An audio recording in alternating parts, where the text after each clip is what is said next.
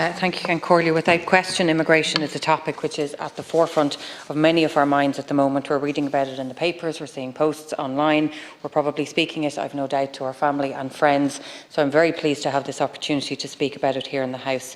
I want to leave you in no doubt as to my view of immigration. I believe it has been good for this country. Many of those who have come to live and work here are breathing new life into our villages. They're keeping our schools open. They are working tirelessly in our hospitals, our care homes. They're making a magnificent contribution to our health service. Many more are providing the expertise which makes us so attractive to the multinational companies whose taxes fund much of our national spending. And of course, many of them are working on building sites, building homes, which we know are all desperately needed. But that doesn't mean that we can be blind to the challenges that have come with some elements of migration, in particular the international protection system, and the need to provide for those who seek that protection until their cases are heard and dealt with. My role is to be Minister for Justice, and as that Minister I will never apologise for doing everything that I possibly can to provide justice, solace and safety for those who are fleeing persecution. We just have to think of the scenes of war and absolute devastation that we're seeing on our screens every day and every night. We can think of awful accounts of torture that we read and that we hear of, and I think, knowing that, how could we possibly consider then and not want this wonderful, welcoming country of ours to provide protection? And I think the simple answer, I believe, is that we can't. We do want to be a safe and a welcoming place for those who need our protection, and I absolutely agree with Deputy Costello. We need to send a very strong message to those who wish to use a challenging situation to sow division and to create fear amongst communities, and to try and tell people that they're not welcome. Our issue is to manage a situation in which the protection system is often used by others, those who are fleeing economic deprivation. We can have sympathy towards and, of course, understanding those whose circumstances are really difficult and who long for a better life. Indeed, I think those were the very circumstances which led so many of our own family members and ancestors to leave this country.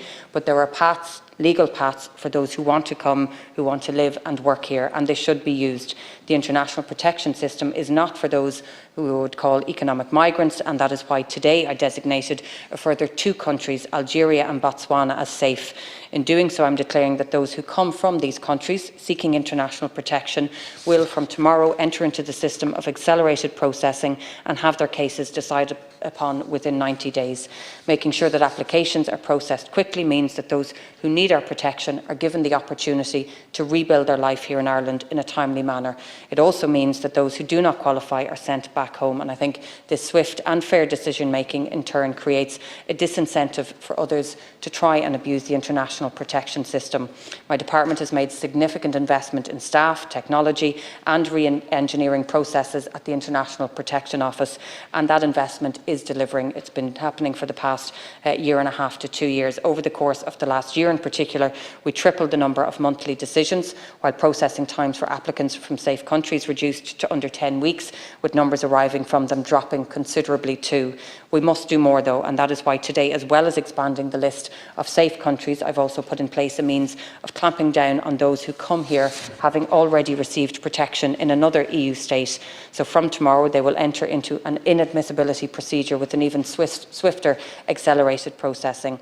So much done, but with migration having become such an issue for all countries in Europe, not just us, I'm also looking at the implications for us of joining the EU Pact on Migration and Asylum. The aim of the Pact is to establish a more coherent approach across the EU to migration, asylum, integration and border management, and I'll be recommending very soon to Cabinet colleagues that we should opt in. It is a big decision, but I absolutely believe it's one that we must give strong consideration to. International cooperation now is becoming ever more important, given the absolute necessity that we ensure that we are fully fit to operate fairly but also firmly on migration, as it establishes itself as one of the biggest issues in the fast-moving world of the 21st century. Thank you.